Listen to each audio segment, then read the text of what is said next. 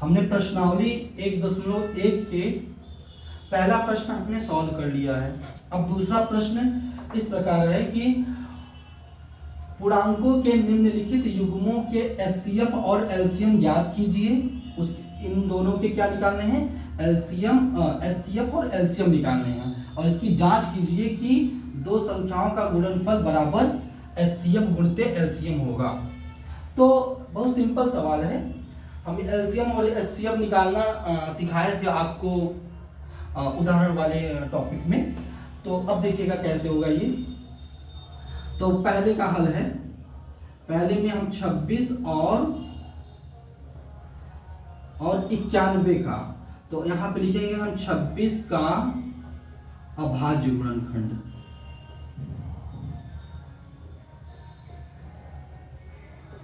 ठीक है ना। 26 का अभाज्य गुणनफल बिल्कुल सिंपल सा है, ऐसे लाइन खींचेंगे। 26 2 से ये डिवाइड हो रहा है, तो 2 से डिवाइड होगा तो आप लिखेंगे 2 एकम 2, 2 तिहाई 6, अब फिर 13 लिख देंगे, 13 एकम 13।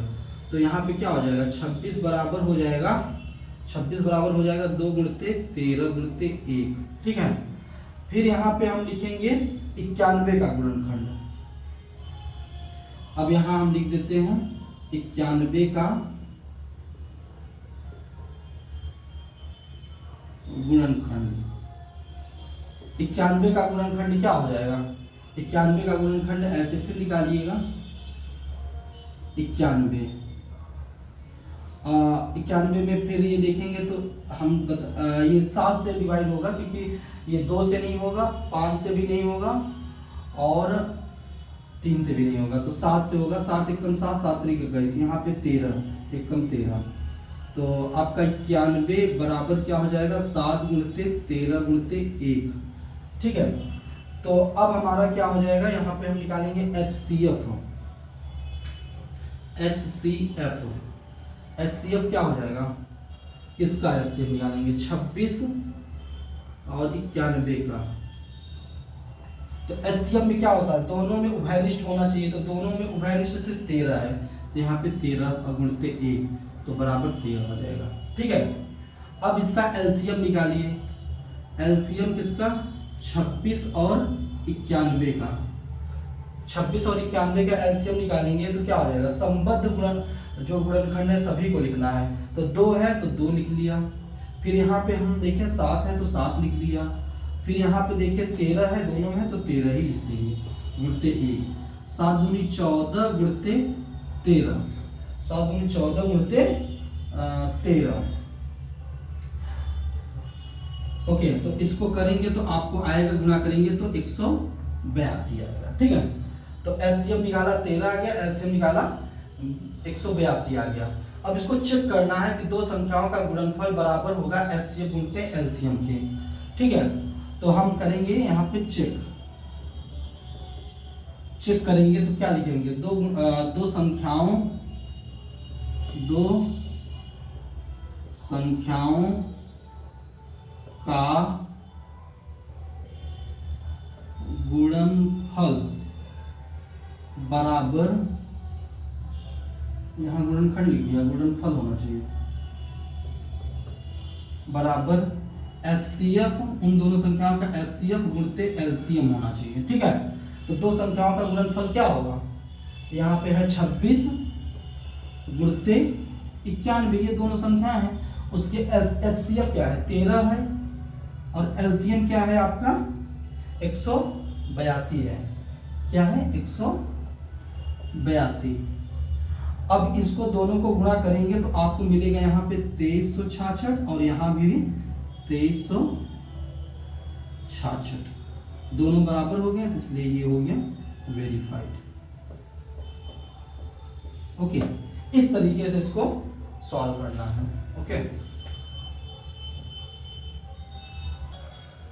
इसी खंड का अब हम दूसरे प्रश्न पे आ गए हैं।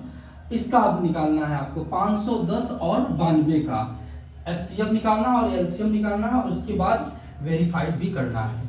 तो कैसे निकालेंगे, सिंपल सा है। तो हम प्रश्न लिखते हैं 510 और 92, 510 और 92, ठीक है। तो यहाँ पे लिखेंगे 510 का गुणन अभाज्य गुणनखंड।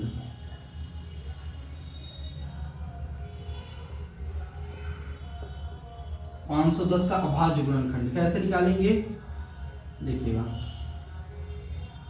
510 आपने लिखा, यहाँ पे लिखा 2, 2 दूना 4, 2 पंचे 10 और 2 पंचे 10, ठीक है। फिर करेंगे तो 5 से करना होगा, 5 पचा 25, 5 एकम 5। अब देखिए 3 से भी हो जाएगा, 3 एकम 3, 3 सत्ते 21, फिर 17 से हो जाएगा, 17 एकम 17। तो इसको 510 को हम गुणनखंड के रूप में लिखेंगे तो 2 गुणते 5 गुणते 3 गुणते 17 गुणते 1। इसको अरेंज कर लीजिए पहले, 2 गुणते 3 गुणते 5 गुणते 17 गुणते 1, ठीक है। ऐसे ही आप यहाँ पे 92 का गुणनखंड निकालिए, 92 का गुणनखंड,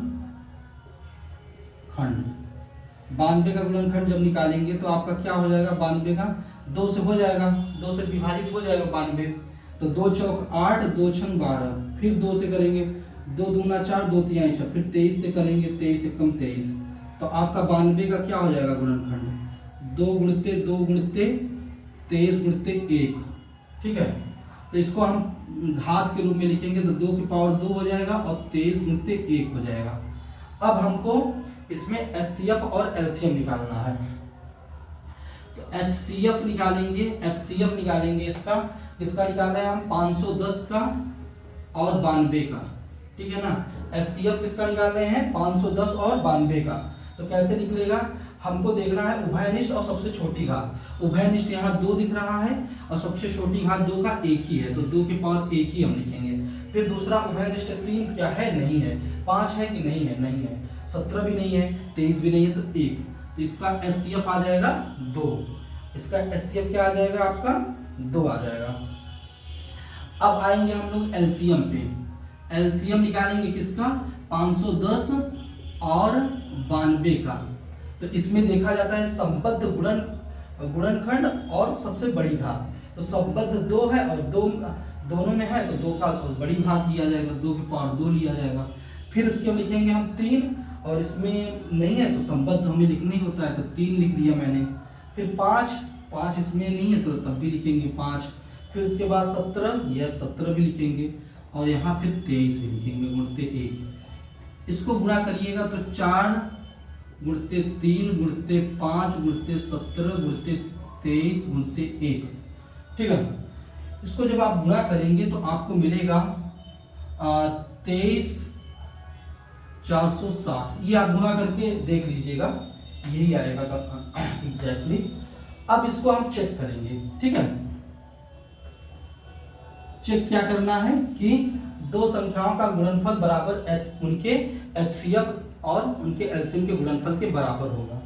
तो आप क्या लिखेंगे यहाँ पे चेक में, 2 संख्याओं का गुणनफल बराबर क्या होगा, एचसीएफ गुणते एलसीएम, ठीक है। 2 संख्याओं का गुणनफल बराबर एचसीएफ इंटू एलसीएम।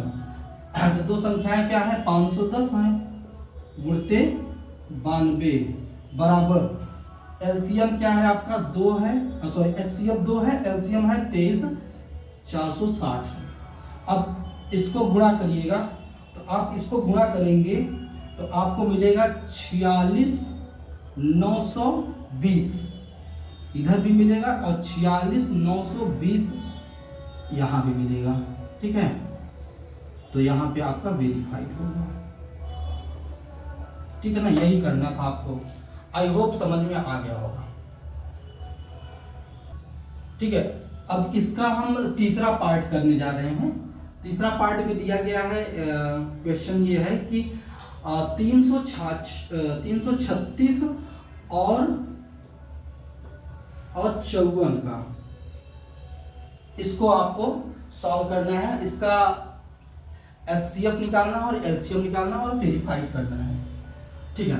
तो हम निकालेंगे कि 300, यहाँ लिखेंगे 336 का 336 का अभाज्य गुणनखंड, ठीक है ना, 336 का अभाज्य गुणनखंड कैसे निकालेंगे? 336 का अभाज्य गुणनखंड आपको पता होगा, ऐसे निकालेंगे, एक वर्टिकल लाइन खींचेंगे, एक हॉरिजॉन्टल लाइन खींचेंगे और यहाँ पे लिखेंगे 336। यहाँ 2 एकम 2, 2 छंग 12, 2 अट्ठे 16, फिर यहाँ 2 अट्ठे 16, 2 चौका 8, फिर यहाँ 2 चौका 8, 2 दूना 4, 2 दूना 4, 2 एकम 2, फिर यहाँ 3 सत्ते 21 और यहाँ 7 एकम 7। ठीक है, तो ये गुणनखंड हो गया। अब इस गुणनखंड को हम कैसे लिखेंगे? 3 3 6 गुण बराबर हो जाएगा 2 गुणते 2 गुणते 1 2 3 4 है, 2 गुणते 2, अब यहाँ 3 गुणते 7 गुणते 1, तो यहाँ पे क्या आ जाएगा? 2 की पावर 4 गुणते 3 गुणते 7 गुणते 1। ठीक है, ये गुणनखंड हो गया। अब 54 का गुणनखंड निकालेंगे। 54 का अभाज्य गुणनखंड, 54 का अभाज्य गुणनखंड कैसे निकालेंगे? फिर से वही प्रोसेस है, आप हॉरिजॉन्टल लाइन, वर्टिकल लाइन, यहाँ पे 2 2 दूना 4, 2 सत्ते 14, 3 9 27, 3 त्रिका 9, 3 एकम 3। ठीक है, तो यहाँ पे आ जाएगा 54 का गुणनखंड क्या आ जाएगा? 54 का हो जाएगा 2 गुणते 3 गुणते 3 गुणते 3 गुणते 1 2 3, सॉरी यहाँ 1 हो जाएगा। ठीक है ना, ये आएगा।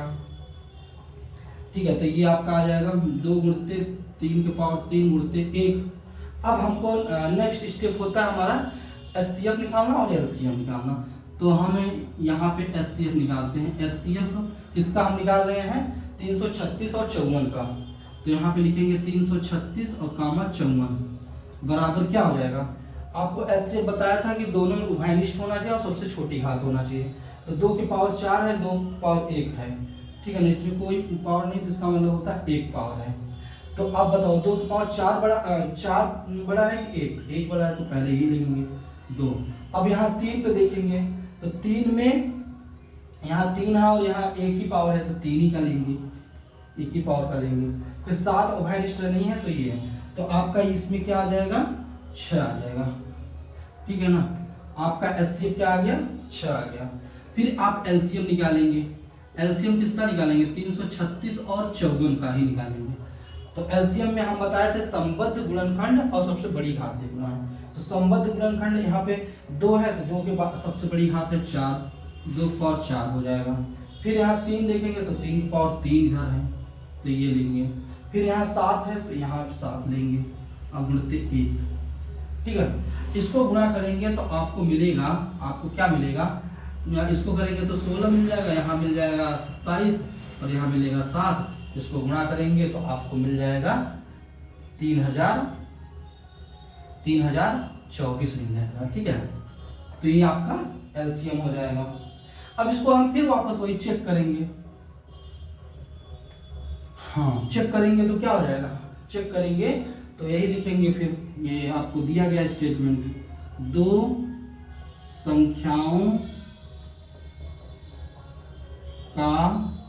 संख्याओं का गुणनफल बराबर होगा एचसीएफ, उनके एचसीएफ के और उनके एलसीएम के। ठीक है, तो 2 संख्याएं कौन कौन सी हैं आपकी? 336 है और यहाँ 54 है, बराबर एचसीएफ और एलसीएम। एचसीएफ आपका क्या है? 6 है और एलसीएम आपका क्या है? 3224 है। आप इसको गुणा करेंगे तो आपको मिल जाएगा 18144। ठीक है ना, गुणा करेंगे तो आप चेक कर सकते हैं 18144, तो ये वेरीफाइड होगा। इसी प्रक्रिया को आप फॉलो करेंगे। ओके, इसको नोट डाउन करिए। ओके।